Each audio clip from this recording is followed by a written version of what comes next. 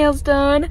These are so cute, and I'm so sad because I love them so much, and they're the cutest like subtle 4th of July nails. But I'm going to Paris today, and I'm doing cute little like classic red French tips, so I'm so excited to take you guys along with me. And I literally have all my stuff packed in the back because I'm going right after, so come with me to get my nails done.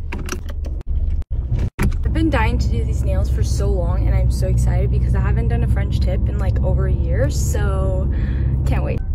Definitely did not have any time to grab a drink because I am running late, so have my